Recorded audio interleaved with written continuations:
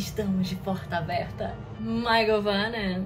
Dando continuidade ao projeto 50 anos da morte de Tolkien, chegamos ao capítulo 7, Na Casa de Tom Bombadil, livro 1 do Sociedade do Anel. Então, se você não viu ainda os outros vídeos, corre lá, dá uma olhada para não ficar perdido, depois você volta aqui para conferir sobre o capítulo 7. Ô, capítulo bom esse, fala sério. Eu acho que o motivo de eu ter decidido fazer essa série de vídeos foi esse capítulo. Foi só para poder falar de Tom Bombadil. Tom Bombadil e sua esposa Fruta Douro. Gente, esse cara é demais, não tem como, em sã consciência, alguém não gostar desse maluco. Bom, só pra colocar aqui todo mundo na mesma página, os hobbits foram salvos lá do Homem Salgueiro por ninguém mais, ninguém menos que essa figura misteriosa chamada Tom Bombadil, e agora eles foram levados para a casa do Tom, onde eles ficarão por alguns dias. Vamos confabular um pouquinho aqui sobre este ser e essa aparentemente desnecessária aparição dele no livro. Como eu falei no vídeo anterior, ninguém sabe, nem mesmo Tolkien, quem é, de onde veio e o que é Tom Bombadil. Alguns vão cogitar e dizer que ele pode ser um Maia ou um Valar, e a gente vai falar mais desses termos, desses nomes mais pra frente quando a gente for ler Silmarillion. Mas não, galera, jamais saberemos. Então vamos aos fatos e ao que podemos discutir, que é a presença dele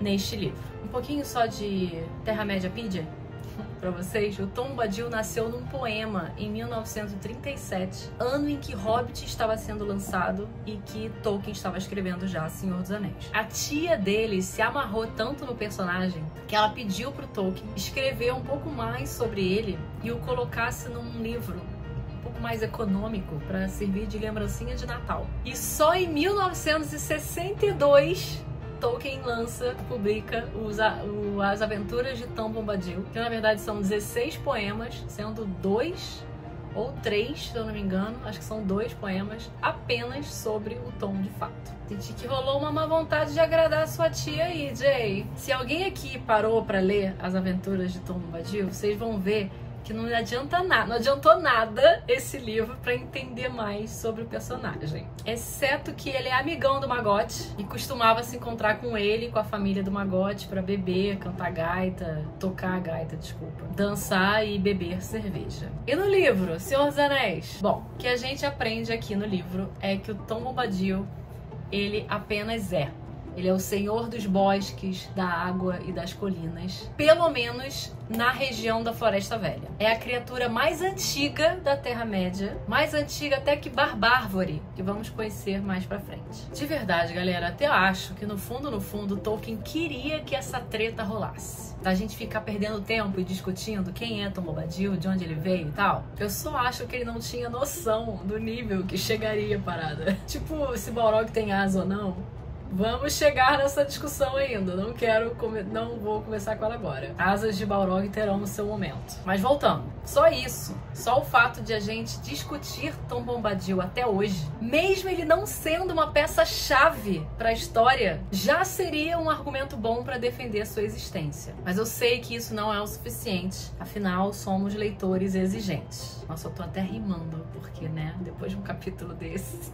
Então, qual é a ideia aqui? Em termos de linha do tempo e narrativa prática, os hobbits precisam de uma pausa, um descanso. E nada melhor do que uma casinha no mato, na floresta, com comida, bebida e muita conversa, enquanto a chuva rola do lado de fora. Gente, eu tava lendo esse capítulo num dia chuvoso, no fim de semana, aqui em São Paulo, claro. Deitada no sofá, almofadas, parmegiana no almoço, vinho. Tem que construir a atmosfera pra ler também, galera, pra vocês entenderem. Olha que descrição linda, cara. Cabeças nuas das colinas. Agora, numa narrativa mais literária, o que a gente percebe, o que a gente sente nesse capítulo é o mergulho que o Tolkien nos oferece na vida, no cotidiano do Tom na floresta, na vida da floresta. É quase que uma declaração de amor do autor a esse tipo de vida. Resgata bastante da infância do Tolkien. Para quem leu a biografia do Tolkien, aliás, recomendo, publicada pela Dark Side há um tempo, Tolkien passou muito tempo da infância dele num lugar assim, tipo condado, com floresta, com rio, com moinho. Ele é apaixonado pela natureza. E lendo isso, a impressão que a gente tem é que a maldade e os problemas urbanos não alcançam a floresta, não alcançam os seres da floresta, embora eles também, né, aqui no livro, sejam hostis à sua maneira. Rola também uma mensagem paradoxal da floresta, de ela ser ao mesmo tempo atemporal e muito antiga, e quase sempre inatingível. Os pais dos pais dos pais das árvores estão nessa floresta. Centenas de milhares de gerações passam por esse mundo e esses troncos, galera, ainda estão ali. Se vocês não param para fazer essa pausa, né, para respirar esse ar, para entender o motivo de um capítulo como esse, tanto da Floresta Velha quanto da casa do Tom Bombadil, não dá para você entender, compreender a importância que isso tem para a história. Se a gente não para sentir a mensagem do tempo, Pips, o Tom, ele é meio que a personificação disso tudo, da floresta, da natureza, dessa vida, dessa coisa inabalável do coração da floresta. Ele é muito, muito maior e mostra pra gente, pros hobbits e pra gente, que tem coisa, muito mais coisa nesse universo do que é mostrado e do que a gente pensa. Nas palavras do Tolkien, ele é um fato estranho desse mundo. Ele não se explica, porque enquanto você estiver concentrado no anel, ele é inexplicável. Mas está lá, nos lembrando da verdade de que o mundo é tão grande e diverso que se você enxergar apenas uma faceta e fixar sua mente e seu coração nela, sempre haverá algo que não se ajusta a essa história e vai parecer que isso pertence a uma história ainda mais ampla. O ponto do Tolkien aqui não é conectar Tom ao destino do Frodo, do Anel, mas mostrar a Frodo e ao leitor que a vida na Terra-média é muito maior, muito mais do que a jornada do Anel. Não precisam concordar, mas vocês entenderam o ponto dele? Pensa numa aventura de RPG, num jogo que você consegue explorar muito mais coisa além do que é realmente necessário para você resolver a sua aventura. E a gente precisa pensar também na influência que o Tom tem pro Frodo e pros outros hobbits durante essa conversa que eles têm nesse momento. O Tom, ele fala da vida das abelhas, ele fala da vida no mato, do jeito de ser das árvores e da vida das flores, mas ele também comenta tudo sobre o Salgueiro Homem, que tentou matar os hobbits, como que ele havia se tornado tão cruel com o passar dos anos, e também comenta sobre as criaturas tumulares, já como um preparo para o próximo capítulo. Aí ele fala que houve guerras ali naquela região entre reis de pequenos povoados em eras passadas, fortalezas foram queimadas, os reis e as rainhas foram enterrados com ouro empilhado nos seus túmulos, e foi aí que surgiram as criaturas tumulares. Zumbis, minha gente, mortos-vivos, andando por aí, arrastando correntes na Terra-média. Tô brincando, eles não são zumbis, não. Eu vou falar sobre isso no próximo capítulo. Tumular, cara, olha que nome foda. Eu não sei como é que essa moda não pegou. Eu tenho um amigo da época do Conselho Branco que o avatar dele, o nickname dele era Tumular. Ainda é. Melhor dos nomes. Aí, Anéis de Poder? Fica a dica. Algo a ser explorado. Para os mais atentos, vocês vão ver que tem falas aqui, frases do Tom Bombadil que foram colocadas pro Barbárvore falar nos filmes, numa outra floresta. Biting, breaking, hacking, burning, destroyers and usurpers, curse them.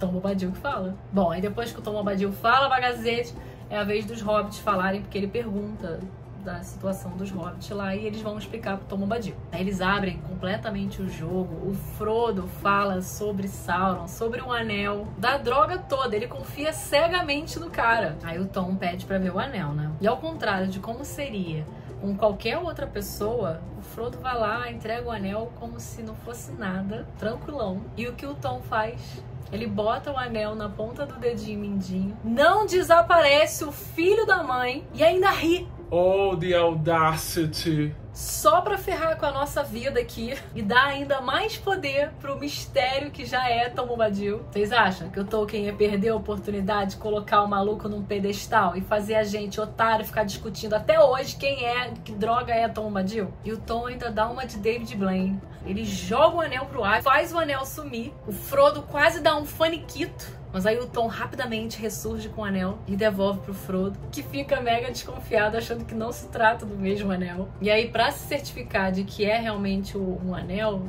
Frodo vai lá e bota na droga do dedo e desaparece. E aí, não satisfeito em se divertir horrores à nossa custa, Tolkien vai lá e mostra que o Tom consegue enxergar o Frodo mesmo invisível. Ele manda o Frodo tirar o anel, fala: volta aqui, esse anel fica bem em você não, tira aí. O anel simplesmente não afeta o cara de jeito nenhum. Aí a gente pergunta: pô, então por que não deixar o anel com o Tom Bombadil, já que não tenha nenhum tipo de efeito nele? Já que ele não vai ser corrompido. Pelo jeito, ele pode até esconder o anel num bolso de um universo paralelo aí, mas não. Gandalf vai falar sobre isso um pouco mais na frente, lá no Conselho de Elrond. E a questão é, se o anel não afeta o cara de jeito nenhum, isso também tem um lado ruim, que é ele vai acabar se esquecendo do anel, não vai dar a devida importância, devida atenção, vai perder. E a gente não pode esquecer que o anel é traiçoeiro. Ele daria um jeito de escapar do bolso, o Tom nem ia perceber, e aí ferrou. Eu juro que eu cheguei a pensar no Homem Salgueiro. Imagina, só enterrar o anel ali dentro do Homem Salgueiro, fazer ele engolir a joia. Duvido que um orc entraria na floresta e no Homem Salgueiro pra resgatar anel que fosse. Mas aí eu pensei, ai que burra, são árvores. Se o Sauron descobre, ele queima a floresta inteira até achar o anel e vai achar. Não dá, gente. Anel precisa ir para a montanha da petição. Não adianta. Bem alimentados e descansados, os hobbits vão dormir. Que a chuva acabou, amanhã é dia de sol, dia de partir. Mas para terminar, temos mais um sonho de Frodo. E ele sonha com alguém numa torre empunhando um cajado e subindo nas costas de uma criatura alada. Será o Gandalf? É isso, gente. Tom Bombadil. Excelente participação, útil, importante para todo mundo, principalmente para nós leitores, porque sem Tom eu não sei o que seria da minha vida, não seria o mesmo livro. Então eu peço que vocês releiam um capítulo, lê direito agora, até gostar do Tom Brinks. A gente precisa entender, galera, que numa história de fantasia em que você cria um universo inteiro, tem muito mais coisa acontecendo além da jornada principal. É completamente diferente de você escrever uma história que já tem um universo pré-estabelecido, você só precisa acompanhar o herói e realmente qualquer coisa que você bote que não tenha a ver com a sua aventura pode sim ser uma gordura, ser algo desnecessário. É diferente quando você fala de um universo que você cria, em que milhões de outras histórias estão acontecendo e que inclusive Tolkien vai explorar no futuro, no caso Christopher Tolkien, de passados existentes, idiomas, famílias, histórias, terras, territórios, guerras e muita coisa acontecendo que não necessariamente precisa ter a ver com a aventura principal. Esse argumento de que o Tom Bombadil é algo desnecessário porque não faz parte da história do Anel, pra mim não é argumento. Você pode dizer várias outras coisas, mas aqui, então, qualquer jogo de RPG que você jogue, não pode, então, ter mais nada acontecendo, a não ser aquilo que vai te levar pra sua aventura. Sabemos que não é o caso, não é mesmo? Ainda mais num jogo de mundo aberto. Pense em mundo aberto. Eu acho que você vai entender onde eu quero chegar com isso aqui, tá bom? Pense com carinho, então, no Bombadil daqui pra frente. Estão preparados para zumbis / espíritos malignos? No próximo capítulo. Na Maria.